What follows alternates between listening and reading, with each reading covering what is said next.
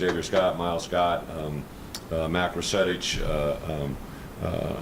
you know, a couple of guys that are up and comers. Sabor's had a really nice, Ben Clausen has a really nice camp. So really excited. Torrey Cox has had a good camp. His younger brother Ty Cox has really had a good camp. Zanai Scott is playing a little boundary safety for us. I think he'll be a guy that could be in the mix for us, especially on the special teams. So our inside linebacker room, Dylan Rosiak, a guy that continues to just be really impressive. It's fun to see him grow and see where he's at. I would also say that Malachi Hood and and James Kreutz are playing as good a football as they've ever played for us. So excited about that. Luke Zarjan probably is our fourth or fifth guy, and then also Kanena Odalaga is playing as good a football since he has been here. So that room has been good. We moved Ish. There is one positional change. We moved Ish to the outside linebacker room, and it's been pretty impressive. Had a nice rush on the goal line out there today that is just an instinctive play that he made that is pretty impressive. So, Gabe and Alec and Leon Lowry and Daniel Brown, and now you throw Ish into that mix, and Mason Moragan just really couldn't be happier with the depth of that room and seeing where they're going. And then inside, James Thompson is probably our standout guy, without a doubt. Kurt Neal's had a really good camp in that other defensive end position between Pat Farrow, Tomey, and a couple other guys pushing that envelope, and then we've got a lot of guys battling out for some depth. So really, that's about it. Super excited where they're at, and with that, I'll open up questions. What have you seen out of Cole Rusk now that he's back? How is he going to be able to help the offense? It's been super excited for Cole, righty guy that came in with high expectations, was really rolling, had a good spring for us, had a good fall, and then really just got himself, obviously because of the injury, just a lot of anticipation to get back out there in the spring. He was out there for a little bit and then got sidetracked a little, so we're super excited to get him into fall camp. I think his first catch was kind of one of those, okay, I'm back. Unfortunately, he came at an angle, a DB knocked the wind out of him, so it was kind of anticlimactic, but he got right back up in there today. Had a couple of really nice, really tight window traffic catches in the red zone, but he's a big, long athlete who the good thing in that room right now is it's the deepest room we've ever had, so I think competition is bringing the best out of everybody.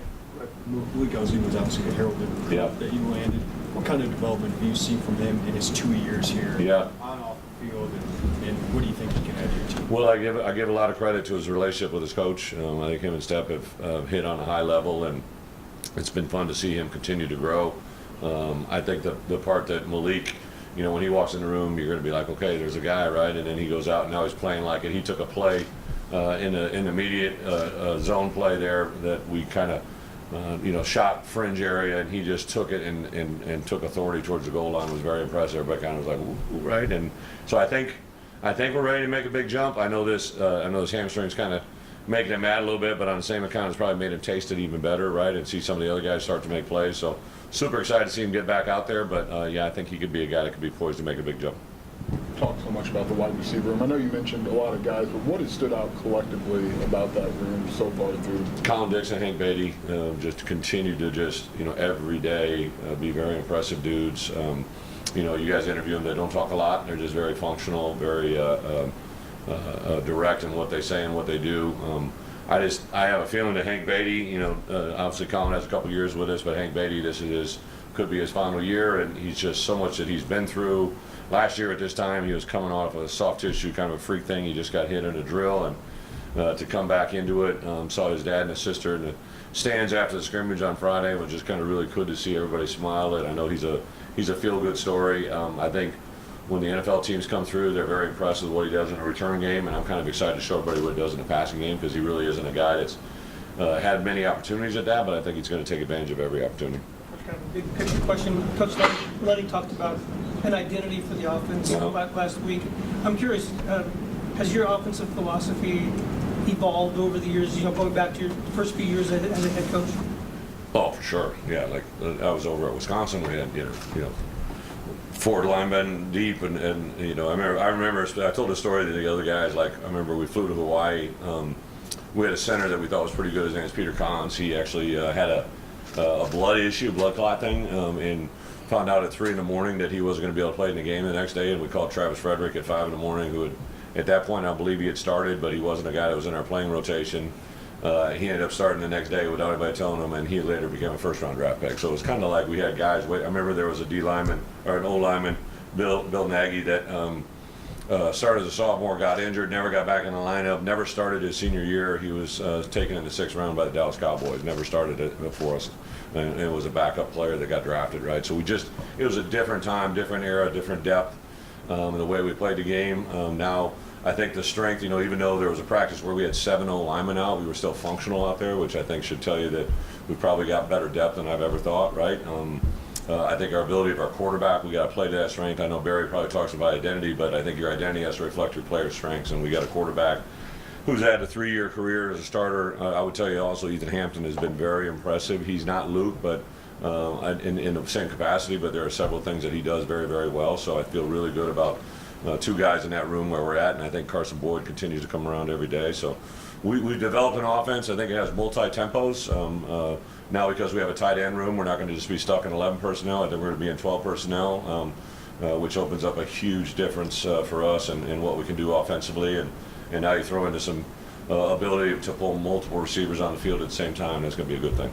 From a maybe more of a team perspective, what did you like about the scrimmage? Maybe what did you maybe think? Okay, best thing, worst thing? Best thing is we took care of the football. We really didn't. We didn't have a lot of turnovers. I don't believe we had an interception, if I'm not mistaken. I don't think there was one interception and not one forced fumble. We always had some things with snaps just because we had centers. When TJ McMillan couldn't go, so we were down to our 3rd and 4th center when we pulled Josh out, so there's some issues there. But overall, I just think the way we protected the ball, and also on the flip side, defensive was taking shots at the ball. And then the worst thing, probably, just because we were thin at certain positions, we weren't able to do live scrimmages as long as I'd want. We built whole second half was live scrimmage, tackle football. But I would also tell you the way Caden Fagan and Aiden Lawfrey and Khalil Valentine are running. I don't know how many times we've got to tackle those guys because they play pretty well without much effort. Fred, I know you talked about how the team is handling them outside of the expectations overall, but when it comes to the expectations or anything else on Luke specifically, how do you feel like he's handling? On Luke? Yeah. Yeah, I think Luke. He's a very.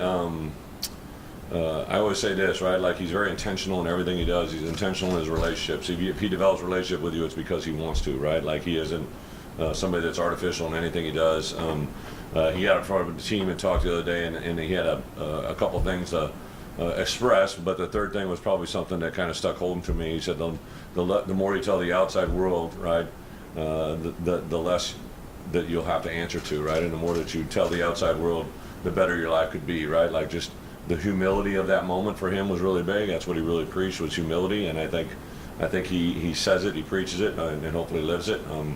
And then I think the other thing we have going in our locker room, we have a bunch of guys that love to give people a hard time. So I think if he gets too high, everybody's going to be willing to pitch in and do their best to knock him off. But there really hasn't been any indicators of that.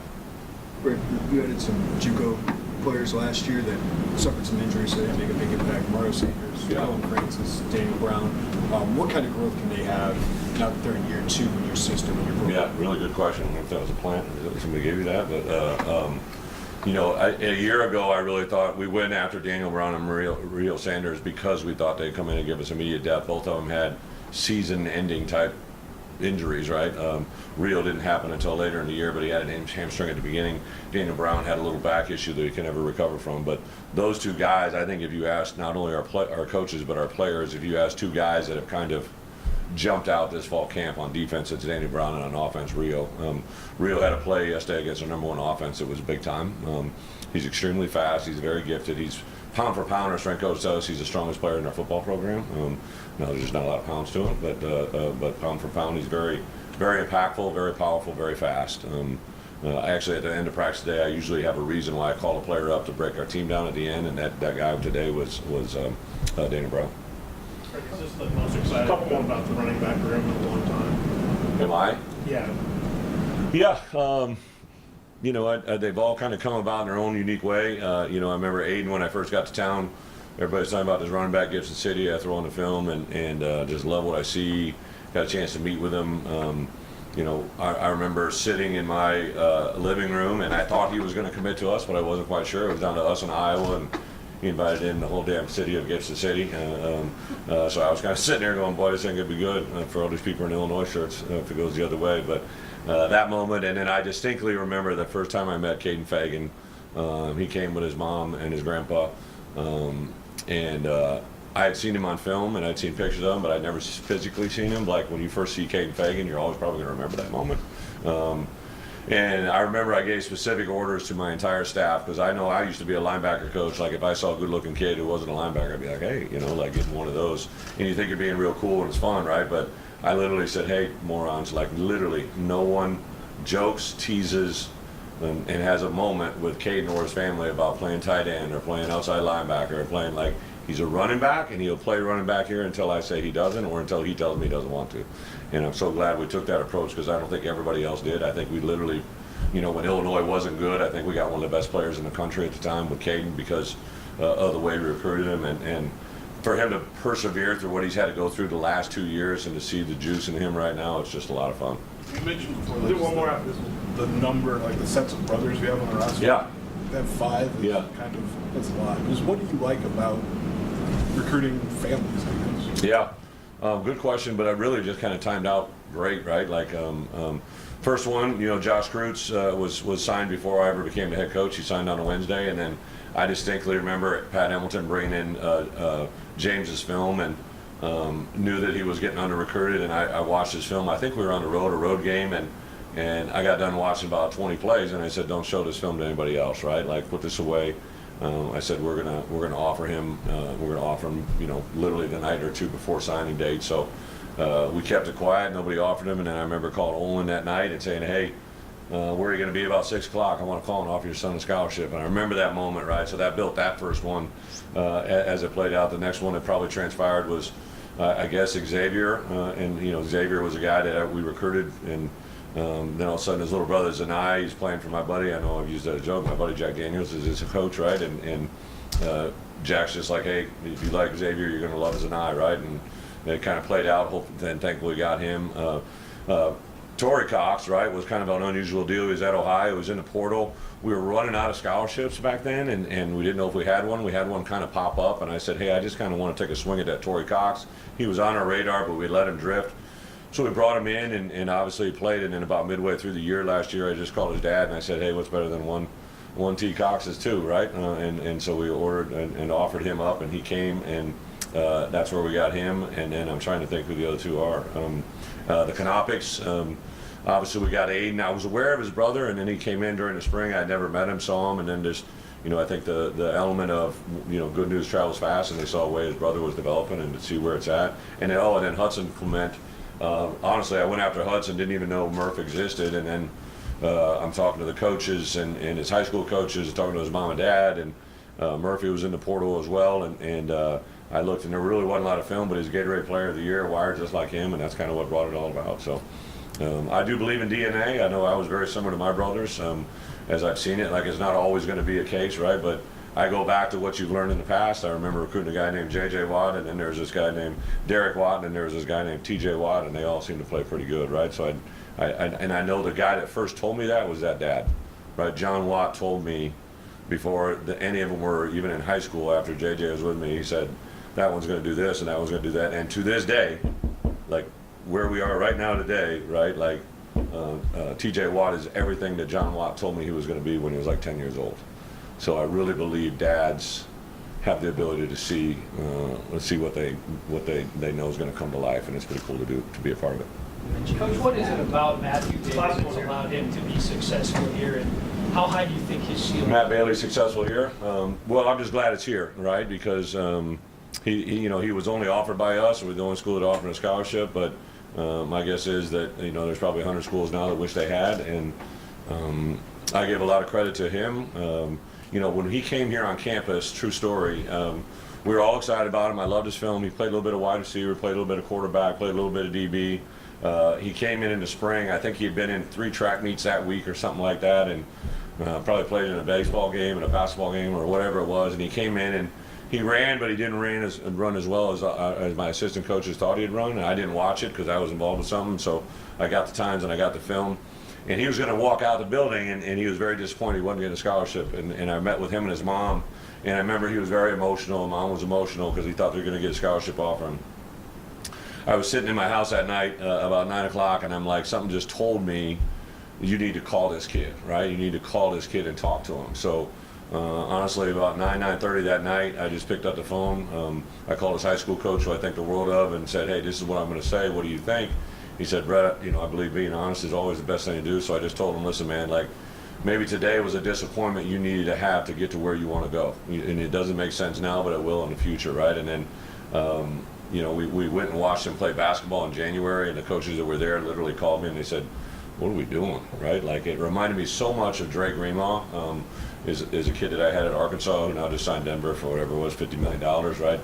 He was a guy that we didn't offer in the spring of his going into his senior year, but we waited till about midway through his senior year. So I literally remember calling Matt that night, and then the coach called me the next day and said, hey, I'm glad you called him. That really kind of made him feel empowered. And then his senior year was special, and the moment came, we called and offered him again. We didn't offer him until like 2 days before signing day, because I knew if I did, other people would follow. And we've been lucky enough to be the recipient of Matt Bailey for a long time. You know, he's got 2 years, and to be honest, like, if he plays the way I think he's capable of playing, he'll probably have a decision to make, just because he's an elite football player, he's an elite person.